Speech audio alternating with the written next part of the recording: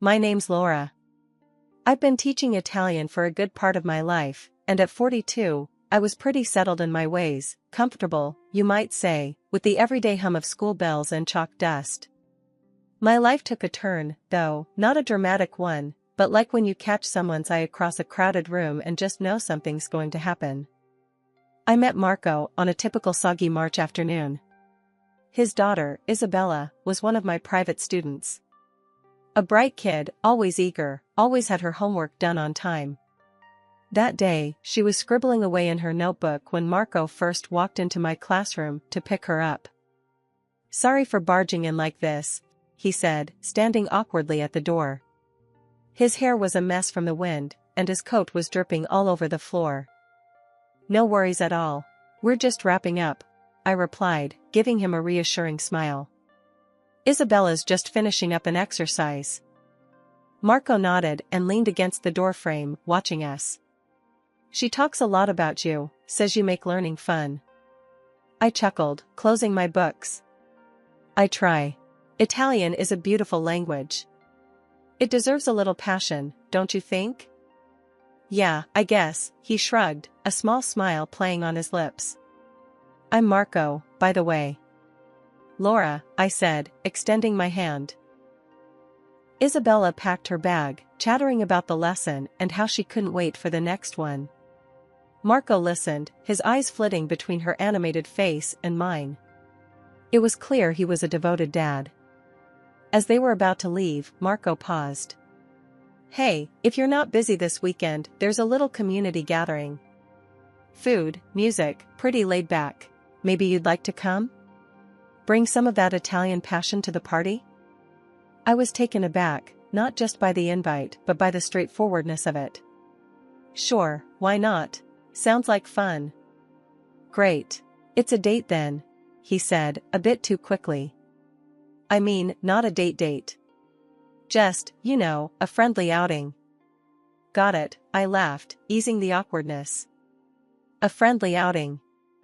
At our first real outing, as the community band played some old tunes and kids ran around, Marco opened up a bit more over plates of food. "You know, I'm a widower," he said, his voice a bit lower, a bit rough around the edges. "Been raising Isabella and her brother Matteo on my own. He's 12, a real firecracker." I nodded, not sure what to say, my heart going out to him. "Sounds like you've got your hands full." "Yeah, it's been tough, but we manage," he replied, poking at his food.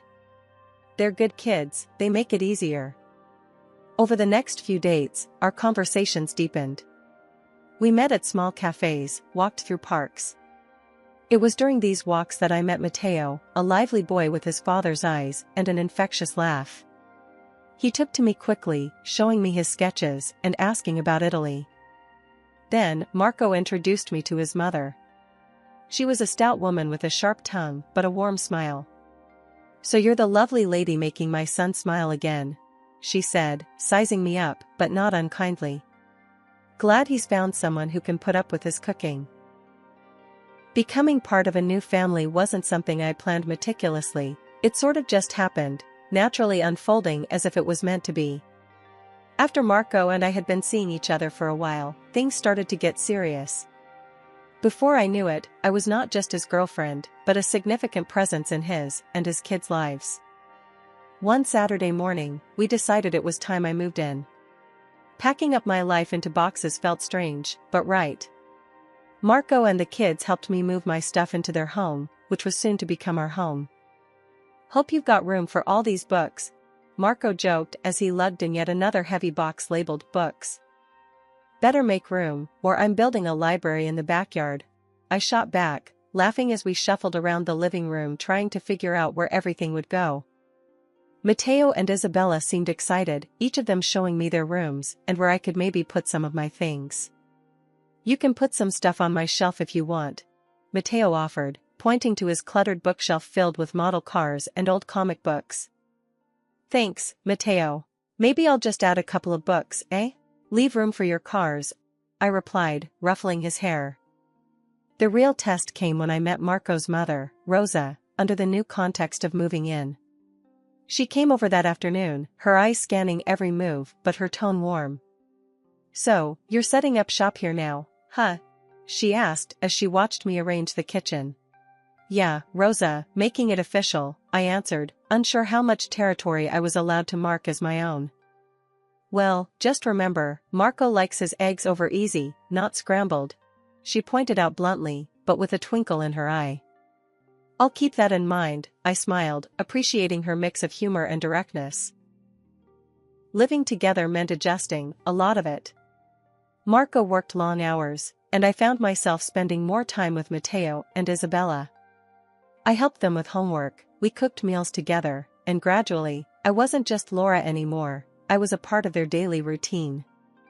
It wasn't all smooth sailing. There were days when I felt like I was stepping on toes, overstepping unseen boundaries.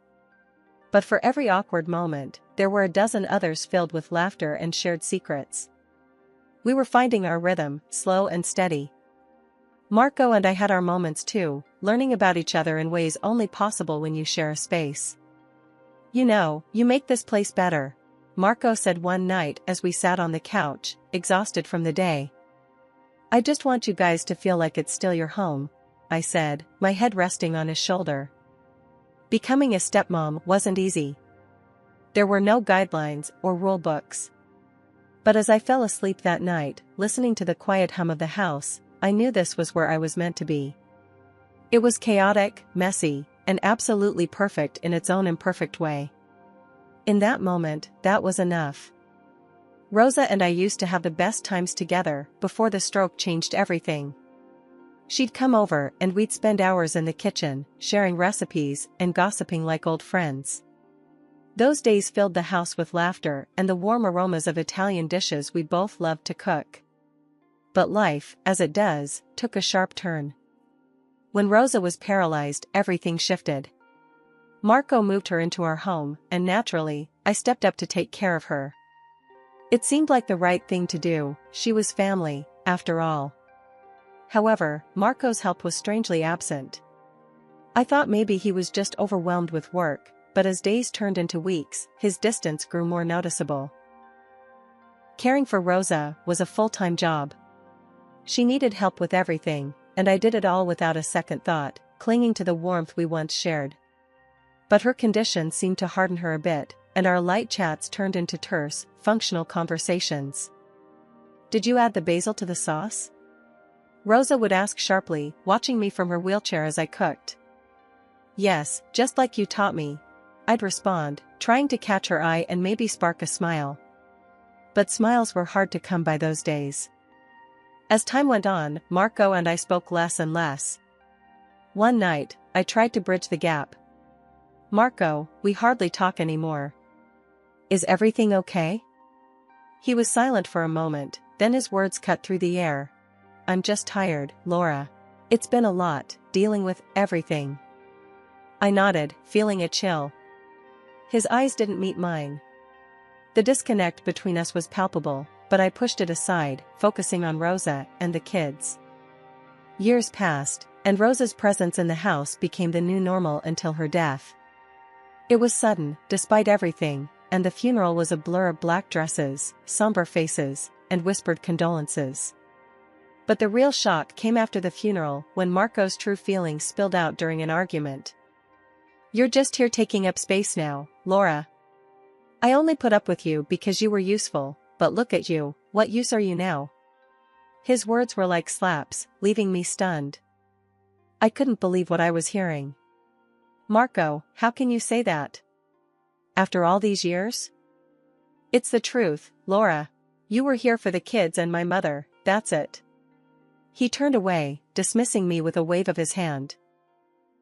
The kids, now practically adults, started showing their true colors too. Isabella, once sweet and friendly, became cold and cruel. "You really have no one, Laura.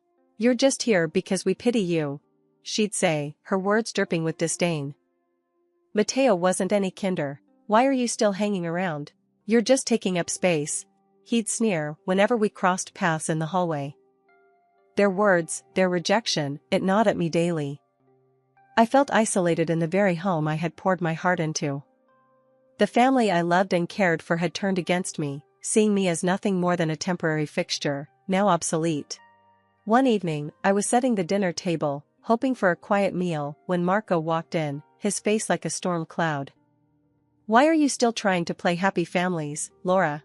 You know it's all a show," he snapped as he threw his keys on the table. I paused, my hands trembling slightly as I placed the last fork down. "I don't understand, Marco. Why are you so angry with me? You were part of the setup, like furniture. Useful for a time, and now just taking up space," he retorted, opening the fridge and staring into it as if it held the answers to more than just his hunger. I stood there, silent, trying to process his harsh words. The room felt like it was closing in on me. Isabella and Matteo came in, their faces mirroring their father's disdain. Matteo grabbed a soda from the fridge, his eyes mocking. "Yeah, Laura, maybe you should just accept it. You're like an old couch we should have thrown out ages ago." Isabella laughed, a harsh sound that filled the room. "Seriously, Laura. Even you have to see it's true. You're just the leftovers now." Their cruelty sliced through any defense I had left. I turned away, hiding the tears that threatened to fall. "I've cared for you all, loved you. How can you treat me like this?" Marco shrugged, dismissing my emotions with a wave of his hand. "Love? That's a strong word for just doing your job, don't you think?" The rest of the dinner passed in silence, at least on my part. Their words echoed in my head: leftovers, useless, old furniture. It was clear they saw me as nothing more than a temporary help that had overstayed her welcome. Life has a way of knocking you down when you least expect it. Just when I thought things couldn't get worse, my health took a nosedive. My legs, which had always carried me through long days of teaching and bustling about the house, suddenly became a source of constant pain. The doctors couldn't give me a straight answer at first, tossing around terms like chronic inflammation and possible degenerative issues, which meant little more than "get used to it." This change hit me like a brick. Teaching at the private school, a job I cherished and excelled at, became impossible. I had to resign, leaving behind not just my income but a part of my identity. At home, every step was a struggle, every task a monumental effort. I felt trapped in my own body and, worse, in a home where I was increasingly unwelcome. Marco's reaction to my situation was like a cold splash of reality. One morning, after I had struggled to clear up the breakfast dishes, grimacing with every move, he walked into the kitchen. He watched me for a moment, his face twisted not with concern, but irritation. "Why are you even trying to clean? You're just making a mess," he said, his voice cold and sharp. "I'm trying to help out, Marco. It's not like I can just sit around," I replied, leaning against the counter for support. "Help? You call that help? You're more of a burden now than anything," he shot back, his words slicing through the air and cutting me deeper than the pain in my legs. Marco and the kids spent money like water, flaunting new gadgets and designer clothes bought with the inheritance. Me? I got nothing, not that I expected anything different at this point. Their lavish spending was a slap in the face, a constant reminder of where I stood in this family. On top of that, Marco and the kids loved to remind me that I was only in their house out of pity. "Don't push your luck, Laura," Marco would sneer. "Remember, you're just one argument away from being out on the street." Their words were like a cage, locking me in a life of quiet desperation. But one day, I stumbled upon a website for private tutors teaching languages online. My heart raced as I explored the possibility of teaching Italian again, reconnecting with a part of myself that I thought was lost forever. I dove into setting up my profile, my fingers trembling with excitement as I typed out my experience and qualifications. "Experienced Italian teacher, personalized and engaging lessons," I wrote. Before long, I was booking my first session. The thrill of teaching, of speaking Italian, of engaging with eager students, it all came rushing back, filling me with a warmth I hadn't felt in years.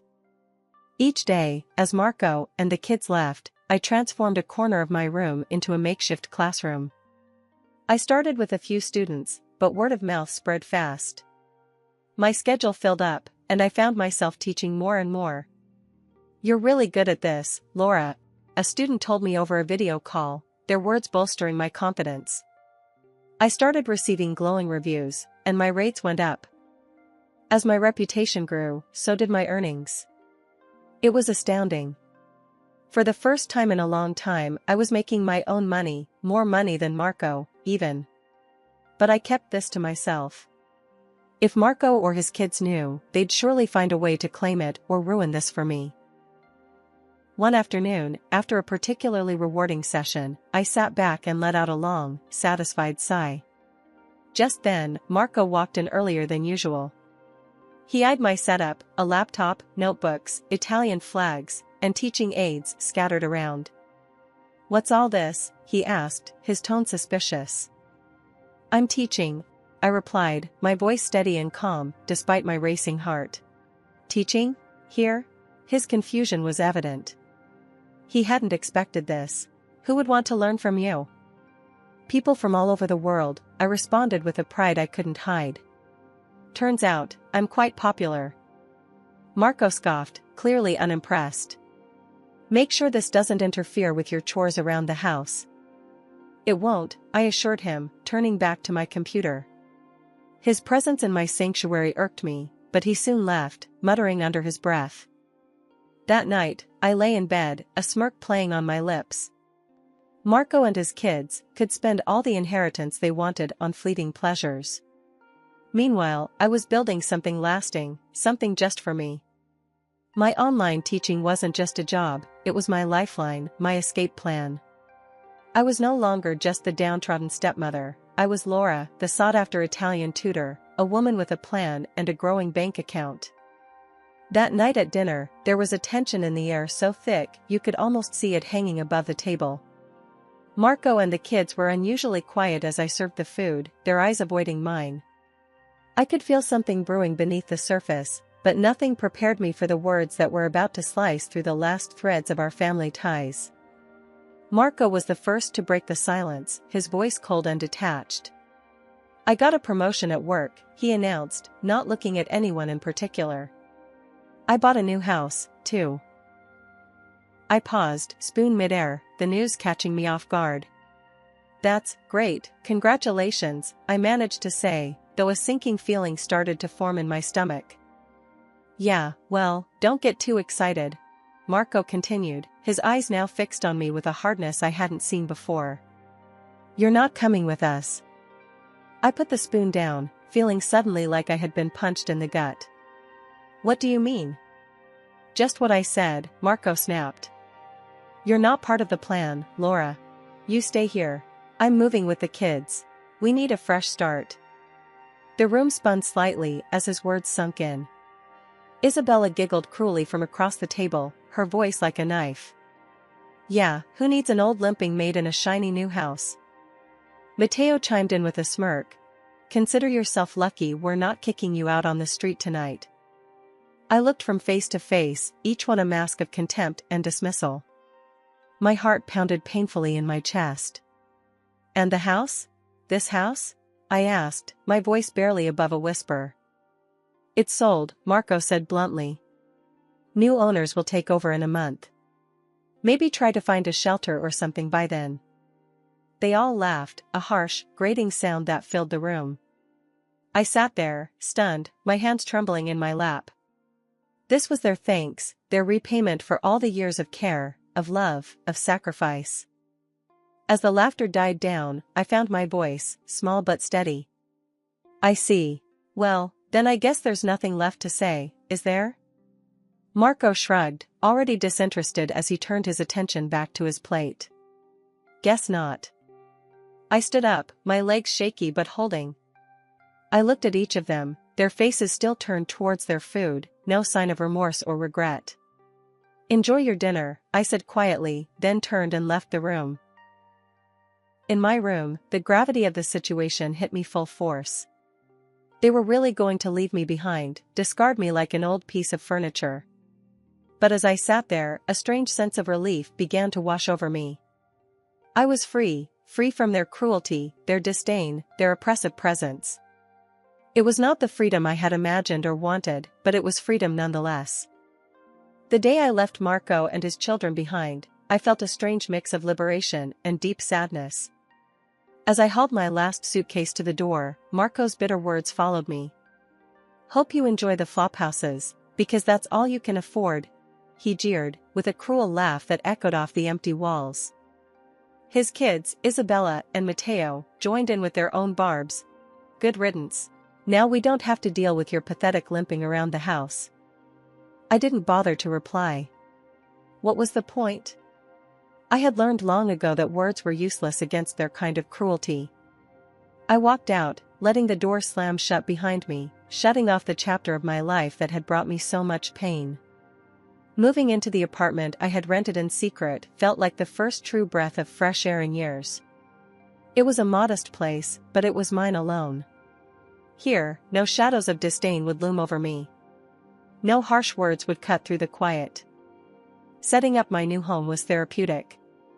I arranged my books, set up my small desk by the window, the new headquarters for my online Italian lessons.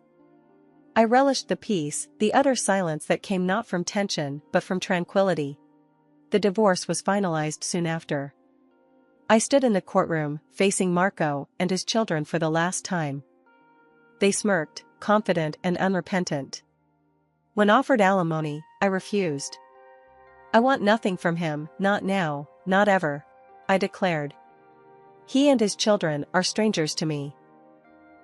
Word of my teaching spread, and my schedule became packed with students from all corners of the globe.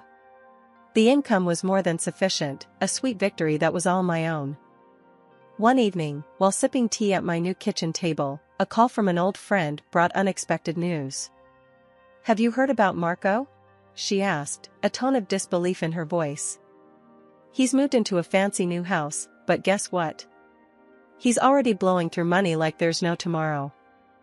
I couldn't help but grin, shaking my head. "No surprise there," I replied. "He never did plan for the future."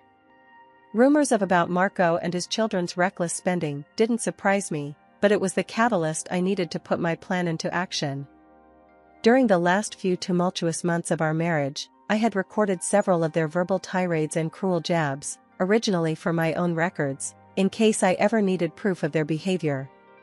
I sent the files anonymously to Marco's boss. The company he worked for had a strict policy against any form of harassment, and I knew they would take it seriously. It wasn't long before the repercussions came to light. One evening, my phone rang with Marco's number. I hesitated, but curiosity got the better of me, and I answered. The desperation in his voice was palpable. "Laura, what have you done?" he blurted out, his voice a mix of anger and fear. "You've heard, then? Sounds like your company didn't appreciate the way you treat people," I said calmly, a hint of vindication coloring my words. "You've ruined me. They demoted me, slashed my salary. How am I supposed to pay the mortgage now? We could lose the house," he raged, his words tinged with panic. In the background, I could hear Isabella and Matteo, their voices loud and accusatory, blaming me, the same way they always had. "This is all your fault, Laura. You're going to pay for this." Matteo's voice cut through the phone. I couldn't help but laugh, a deep, genuine laugh that had been absent for far too long. "Now you might end up in a flophouse, isn't it ironic?" I said, the irony not lost on me. "Please, Laura, help us. We're sorry. We didn't mean any of it. We'll do anything," Marco pleaded, desperation making his voice crack. "You don't get it, Marco. I don't want your apologies or to help you. I'm done being your maid, your punching bag," I retorted sharply. "But we're family," he tried again, a last-ditch effort. "We were family," I corrected him coldly, feeling a surge of empowerment. "Goodbye, Marco." I hung up the phone, blocking his number along with Isabella's and Matteo's. I felt a weight lift off my shoulders, a closure I hadn't realized I needed. News reached me a few weeks later through mutual acquaintances that Marco and his children were indeed evicted after failing to make their mortgage payments. They had to downsize significantly, and the kids, now adults, had to find jobs to support themselves. The thought of them scrambling to make ends meet while I was contemplating buying my own house brought a smirk to my face. It wasn't just about revenge, it was about justice, about showing them that I was no longer the person they thought they could trample over. I turned my attention back to my computer, to a message from a student thanking me for my inspiring lessons. It warmed my heart. I had found my place, my purpose, and no one could take that away from me.